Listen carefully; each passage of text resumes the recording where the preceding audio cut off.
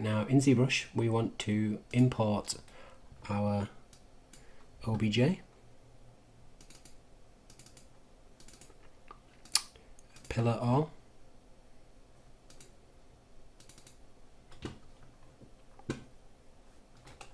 and then just draw that out on the canvas and then click edit. Before we drop lightbox closed, go to brush and trim smooth border, and using that one a little bit. It's the only one that I really use from the lightbox panel. Okay, I'm just going to change my matte cap to sculpt. Okay, so first thing I'm going to do is just duplicate this so I have a copy of it in Zbrush.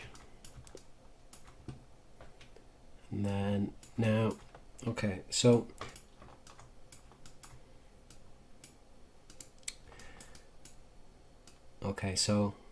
I'm going to split this up into the individual parts. So quickest way to do that is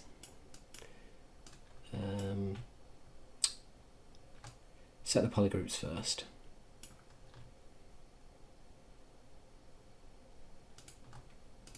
Auto group them and do group split, or you can split to parts.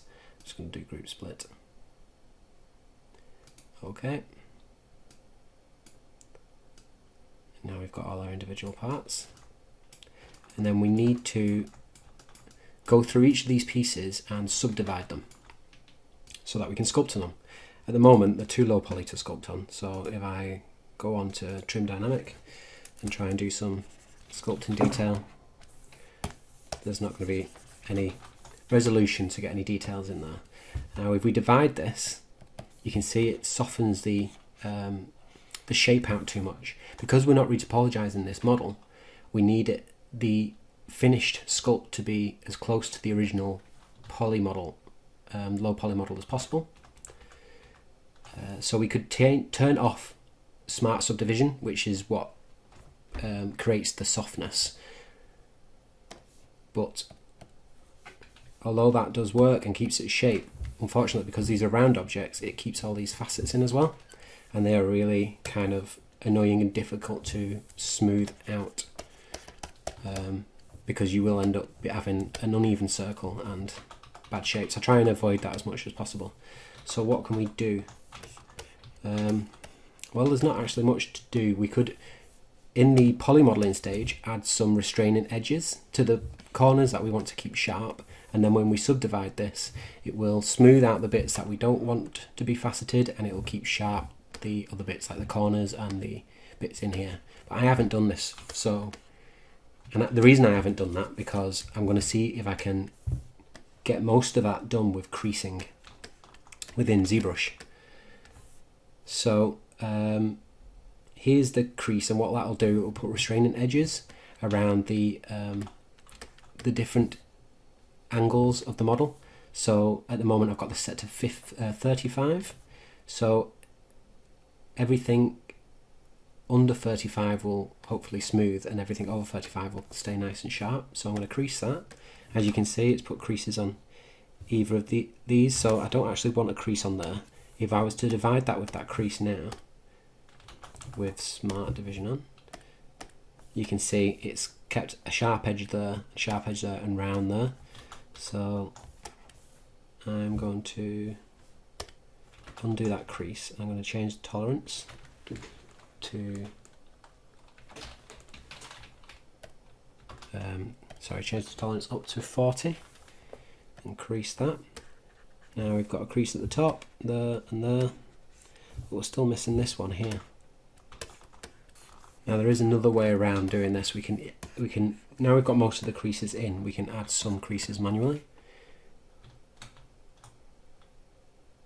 So I'm just going to go to Z Modular and right click, I'll do this with my mouse,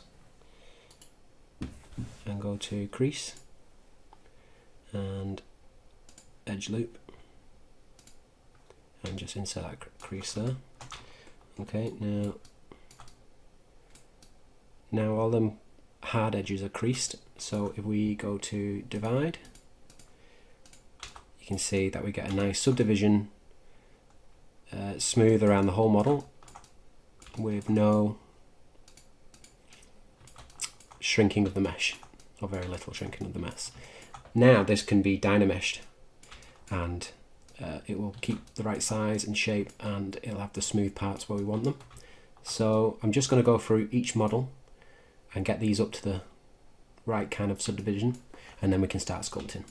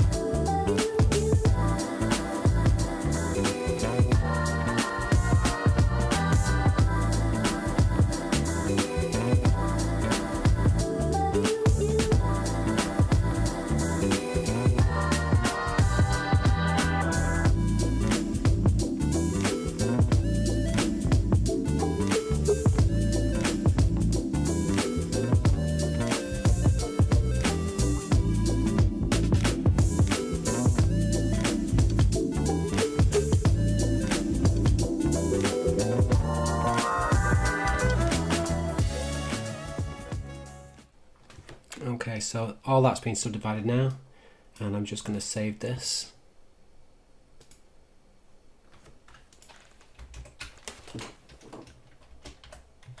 So that I've got a copy of the subdivided ones. And then I'm going to merge all these together.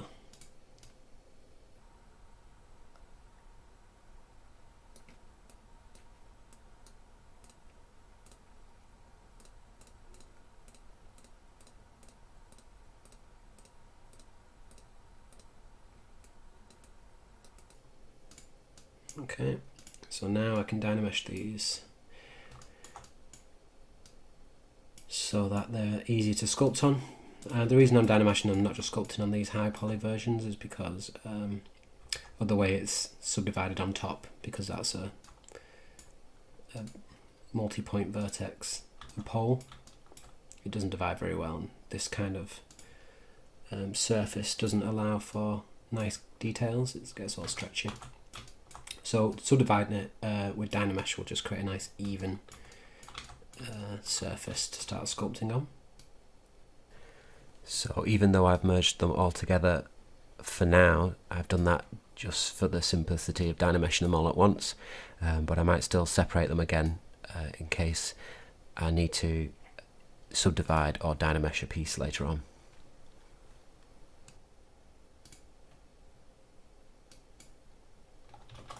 I'm just going to delete the lower subdivisions first. Set this to 500, take the blur off and Dynamesh.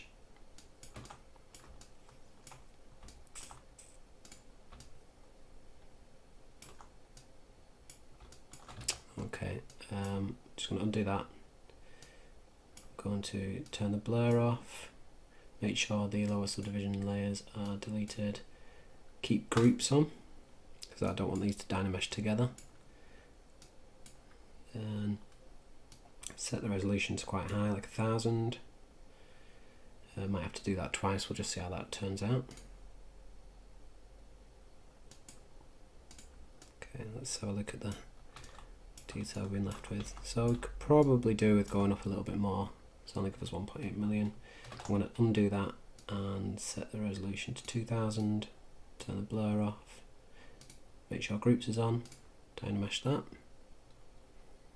When you undo from the Dynamesh, your first Dynamesh, the settings that you've selected will reset, so just make sure you remember that. Okay. Okay, so we've got some noisy edges, but everything's going to have a once over with the sculpting, so I'm not really that concerned about that. I'm happy with that. Okay then. So I'm going to save this as 2, that way I've got a copy with the Dynamesh and a copy with the Subdivision in case I need to go back. So we've still got polygroups on these, so if you hold Control and Shift and click, you can just isolate one piece from the group and just work on the sculpting of this. I want this to look like it's separated into large blocks, so not just one piece. And I'm going to do that by first of all turning on Radial symmetry. So at the moment no symmetry is on. We can go to transform and activate symmetry, and then go down to Radial and local symmetry.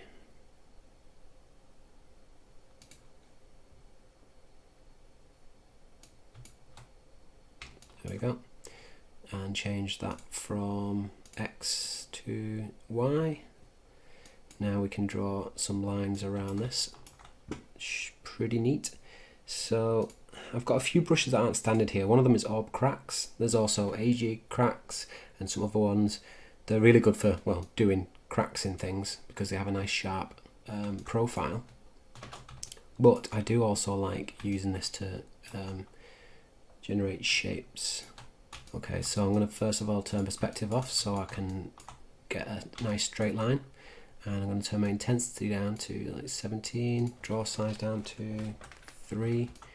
My model's pretty small, so my draw sizes won't go down that small, which can be a problem, but they just about do.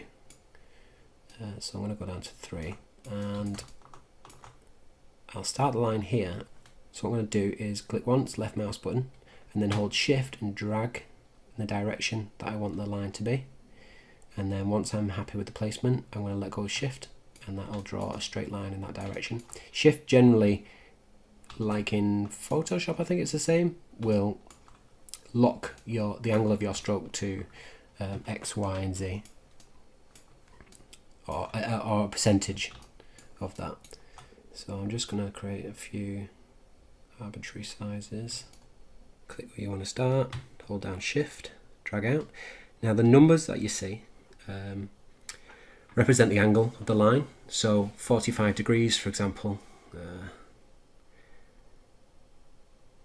there. So I'll let go of Shift and say I want to do another one at that exact same angle. If I just click down here, hold Shift, get that 45, and let go of Shift. And it takes a hell of a lot of guesswork out of repetitive strokes like that, which were always quite difficult previously. So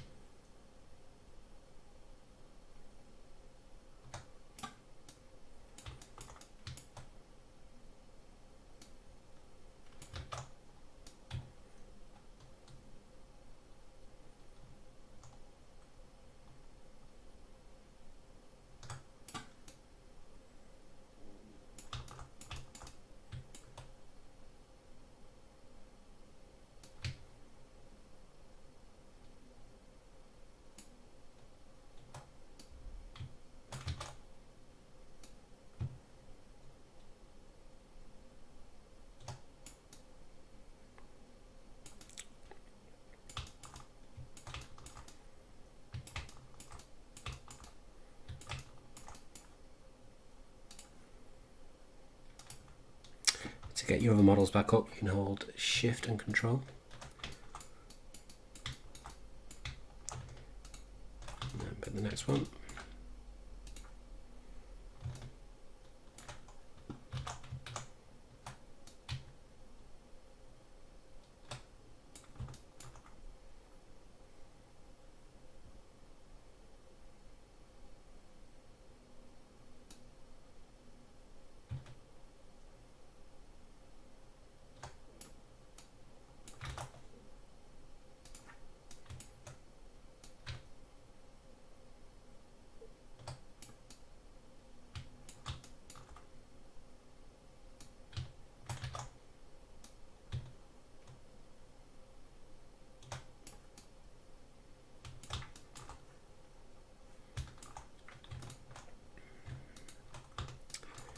Right, so the first thing I want to do is make some little cuts and chips, the biggest ones first. So what I'm going to do is hold Shift and Control and go up to Select Rectangle and change that from a selection box to Clip Curve.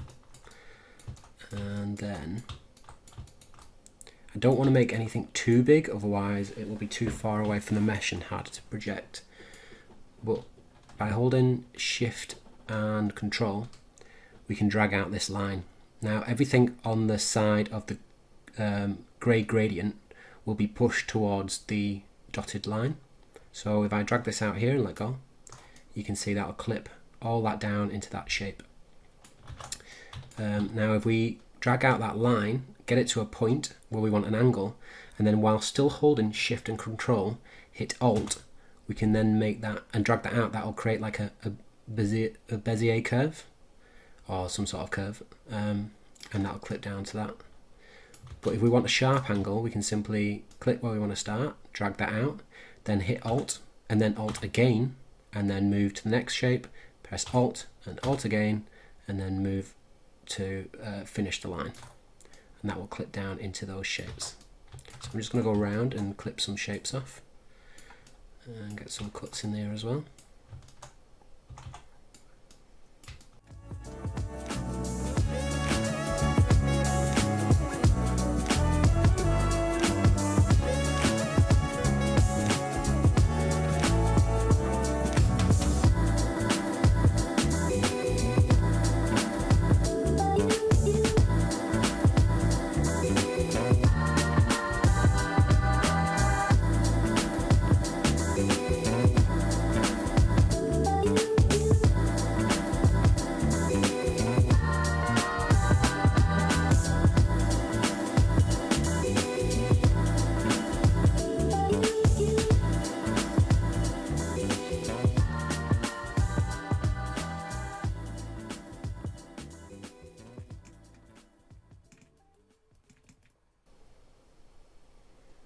I think that's enough for here. My next step is normally to grab a trim dynamic and just go around the edges, sharpening up and kind of lightly damaging those hard edges.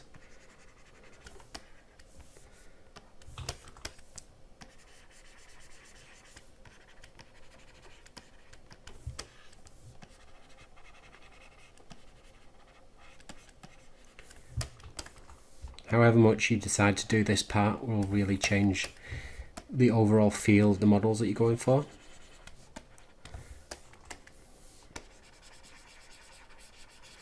So my main reference is Overwatch. However, Overwatch does tend to leave more hard edges in their sculpts and just have a few bits of damage, whereas I'm putting a lot more sculpting detail into mine. So it's very loosely kind of that area for me. It's not 100% trying to replicate any certain game or style.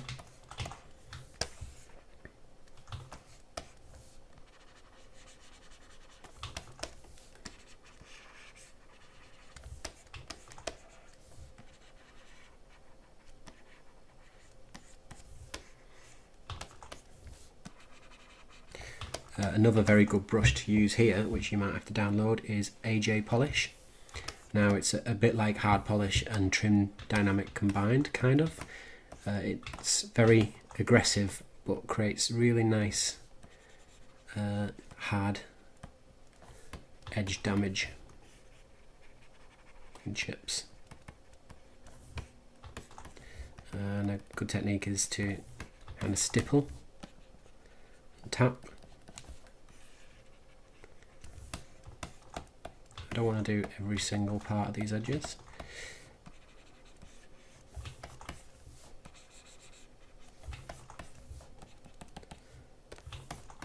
A little bit. I'm just masking by holding Control and dragging off the object. I'm dragging out masking boxes so that the brush only affects one side of where I want to put the bevel. Otherwise it will cross the gap and create the damage right across, which is not what I want.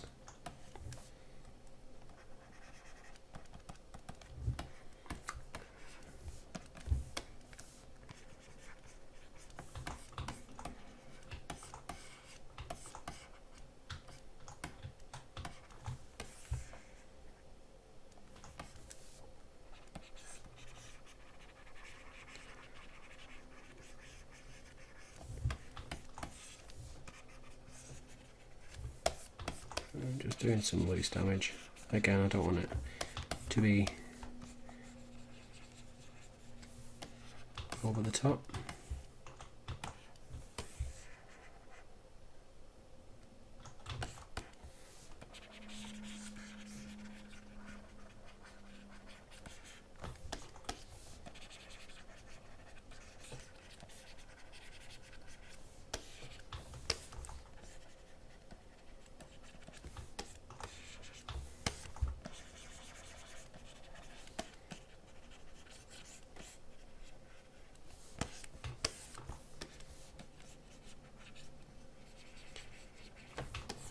It's possible to spend a very long time doing this and get some really nice results.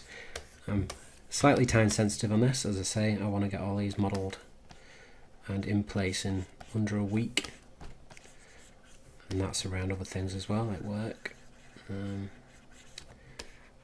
So I need to be kind of efficient with how I do stuff and not spend too long getting bogged down by any particular detail. So this was going to be a realistic pillar. I'd put detail across the entire object and have a stone kind of cracks and texture to the whole thing, maybe based off Egyptian pillars and medieval castle ruins. But again, the style of this is like Overwatchy and other such cartoony type games, stylized games, and they tend to have a lot more smooth edges, and it makes the damage that is sculpted stand out a lot more.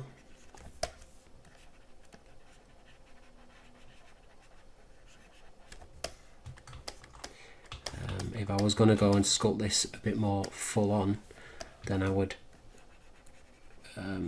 use the clay build-up tool and create bigger, broader strokes, and be looking at the overall shape and the overall silhouette and the broad shapes and the broad language.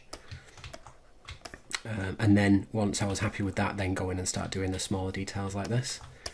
But as I don't really want to spend that long doing this, and I don't want to make such drastic changes to the shape of the model, then I'm happy to add this kind of detail so that it can be picked up in the texturing stages, and it should come across sufficiently pleasantly.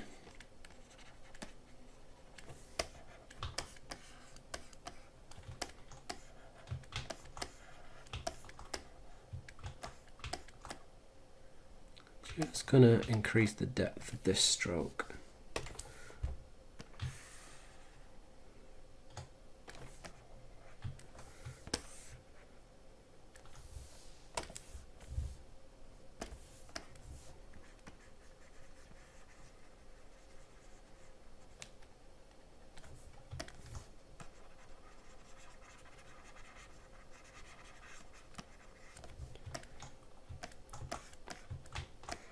at the moment all these are quite small little bits of damage. I'm going to put some more unique surface damages in now, so I'm going to jump into clay build-up, make sure the intensity is strong enough in the draw size. Let's have a little look. Yeah. So I'm going to add some large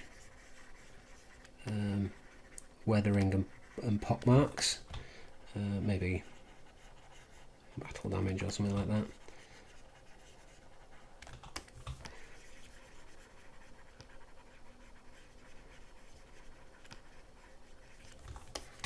I don't want to go too deep, but as these are kind of on the surface and are going into the mesh, they won't really be seen in the silhouette. Like we go side on there, you can see that you can't really see that hole. It doesn't really affect the silhouette,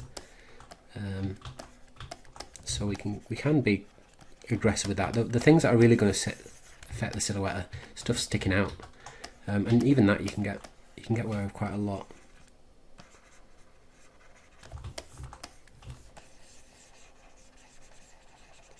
So these are the kind of details that will show up in the repetitive nature of these assets. So if we have 10 of these pillars in a row, you're going to be able to pick out details like this and tell that it's repeating. But fortunately, because it's a pillar, we can rotate each one just so that not all the same details are visible from whatever angle you're looking at it. And it's very, very effective into tricking the eye to believing that there is more pillars than there actually are. I've seen some amazing environment art that have used such minimal amounts of assets just in a really clever way. You see it a lot with rocks and cliff sides. Like you might have hundreds of meters of cliffside and floor and all sorts of different, even little stones and boulders, and some people have managed to do that quite convincingly while only using one asset, one detailed cliff or boulder that has different types of detail on each side. You're really only limited at that point with the scale of it, so if you scale it up too much, you're going to have something that looks very sharp, very blurry in the detail, and then scale it down too much and you're going to have something that looks very sharp. So it's adjusting that so that the discrepancy between the two is acceptable.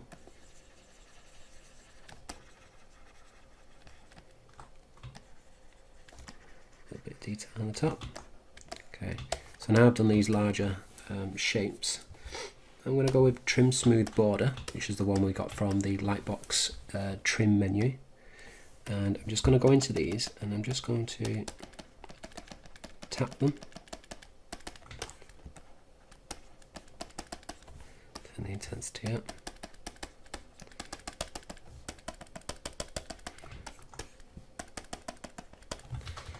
At this stage I'm not really getting the fidelity that I need, so I'm actually going to subdivide. Should I?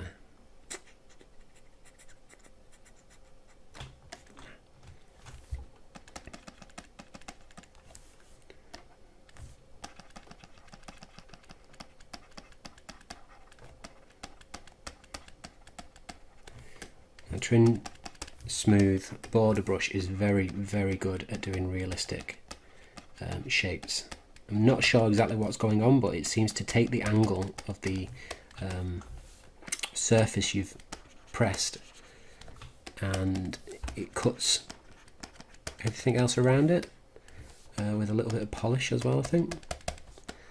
And I find that just working over stuff with this brush can create some very realistic rock formations. And every sculpt of rock I've seen people working on, nearly everyone that I've seen that are really good, they've used or have been using this brush at some point. I'm sure there are other brushes that are better. I know that you can use mallet and fast mallet and flatten, and I know that I certainly like using H polish for the more realistic and large formations of rock. But for this detail I'm finding Trim Dynamic and AJ polish and this brush, trim smooth border, to be quite effective.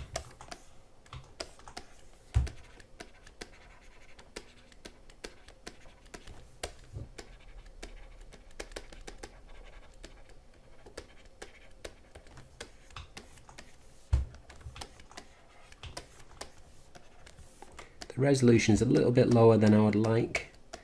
At this point I would probably subdivide this mesh, but as I've not sculpted the rest of it, and it can affect the way some of the other brushes I've already used sculpt into the mesh, then I'm going to leave it for now. And actually I don't think, once it's all baked and textured, I don't think the lower detail of the sculpt is going to be a problem at all.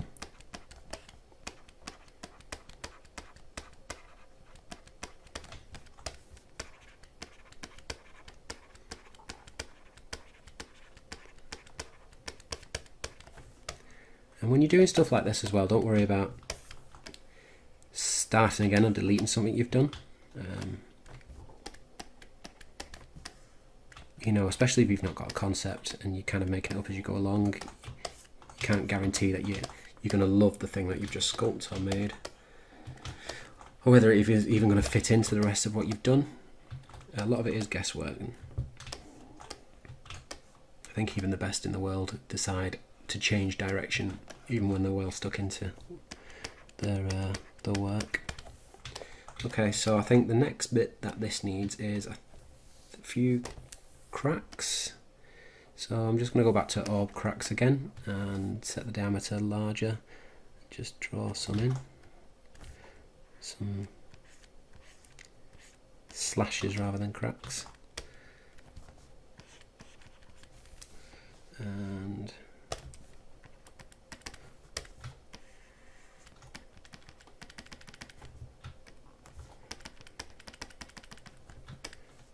push the edge of that down. I don't want to do too many of these because they are very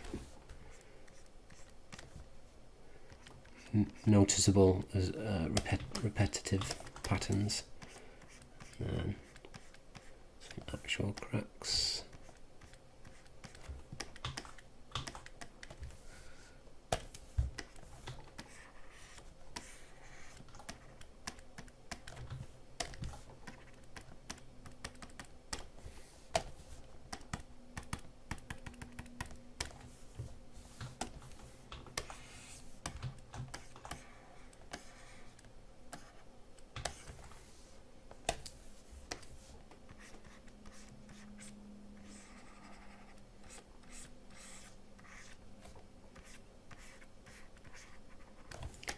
So that's cracks in the stone and then slashes in the stone as well.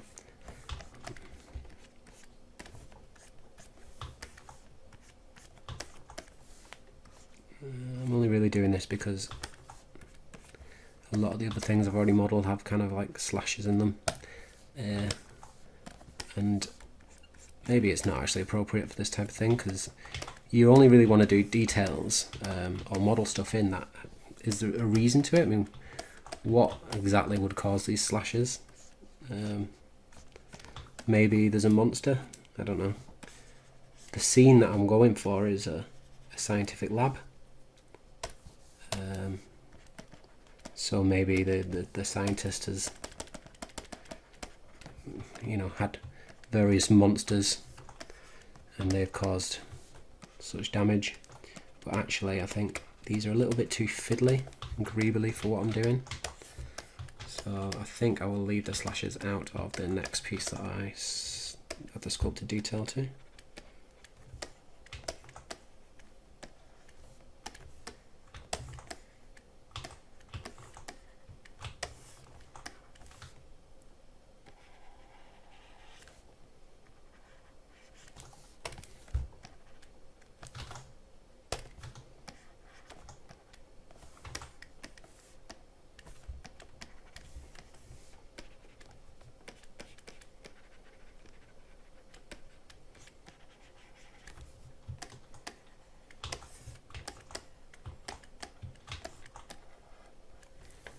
Okay, and to finish it off, I just want to add a few tiny holes, and I'm not going to do anything other than sculpt these in and then add a little bit of a smooth to them.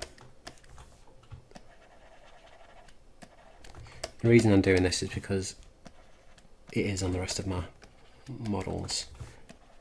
So this is a kind of like, I guess, the design language of my overall scene. I want to keep it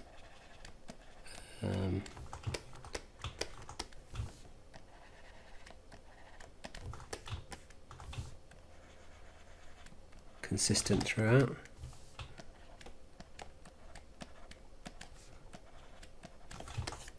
Again, probably way too much detail. I might leave that off the rest of them. Yeah, it is taking a bit of time, so just do a little bit of PBR render. You know, and check your sculpt out in various matte caps as well, just so you can make sure that the strokes and stuff looks good. Kind of gives you an idea of what it might look like in different lighting conditions as well. Matte Cap Pearl. If you've not got any other matte caps as well, I recommend Matte Cap Pearl, which does come with Zbrush.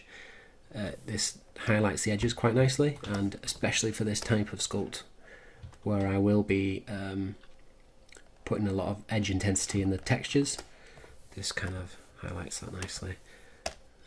Okay then. So to get everything else back up, press Control and Shift. We can see that in kind of in context with the rest of the pillar pieces. You know, a lot of this detail is going to be quite pixelated anyway, because there's so much else in this kit. Probably a bit too much. This would probably work better with 2 textures, but we'll see. I think it'll do for what it is. Okay, so I'm going to sculpt up the rest of this, and then once that's done, we can have a look at how we get this into the texturing phase.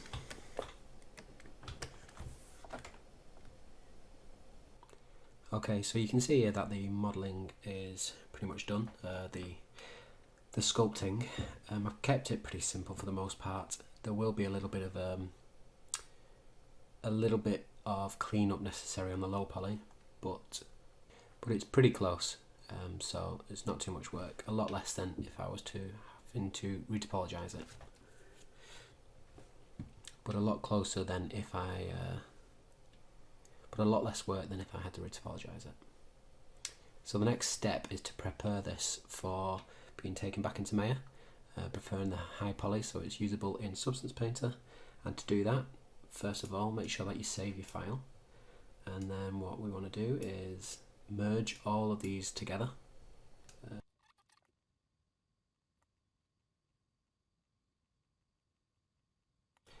So once they're all together, go to Z plugin, Decimation Master, and pre-process current. This allows us to make a more manageable file with all the details necessary to bake from.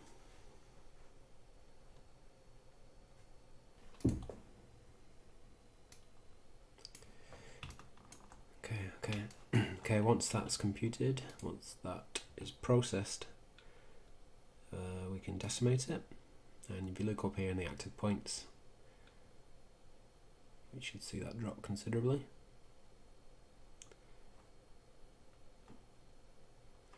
And we can do a visual inspection of this. Basically what you're looking for is any visible tessellation of the mesh, and it looks pretty good. And we're at 2.6 million, so I can probably go down a bit further. I'm going to try 10%.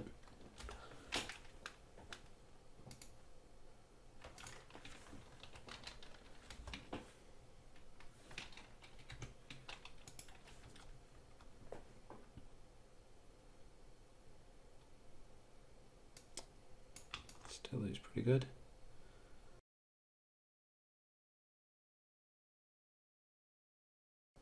Yeah, I'm happy with that. And it's only 1.3 million, so pretty easy to handle. And export that. And I'm just going to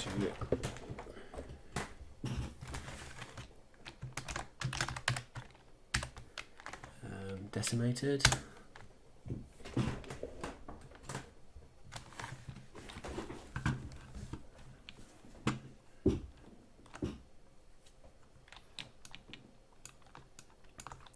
So now that's exported, we can open it up in Maya. I'm going to put these onto another layer. So go into our layer editor, new layer, and add selected objects. So we can turn these off and on. Okay, and then go to import and import the new decimated mesh.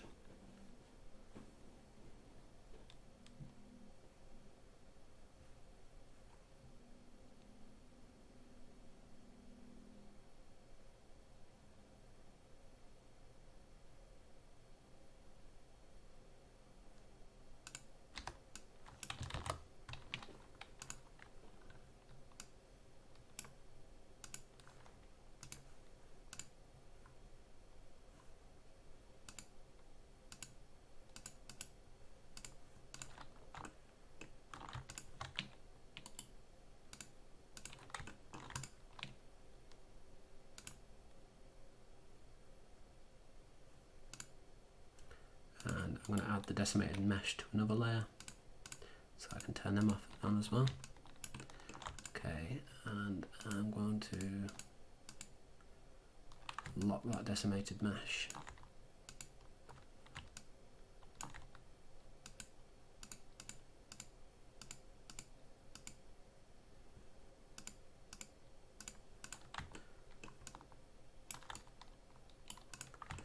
So what we want to do is just basically do a once over of the mesh and see if there's any points that are really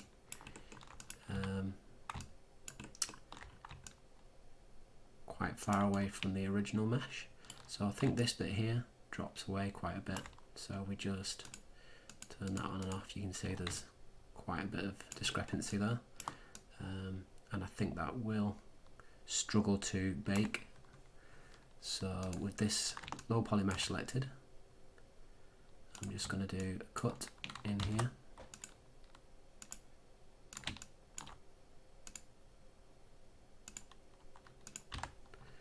And then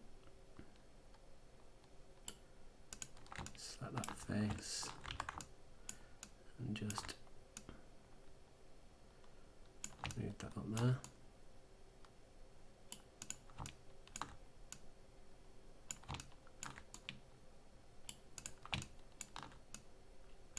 And just tweak these vertexes until they're closer to the shape of the high poly mesh.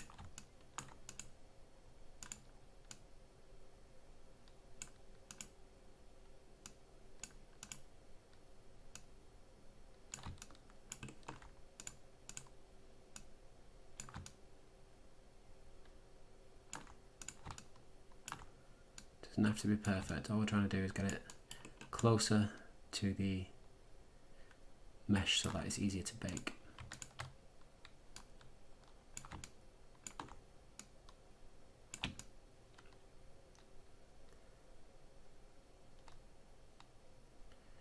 Like I say, most of it's already pretty much there anyway.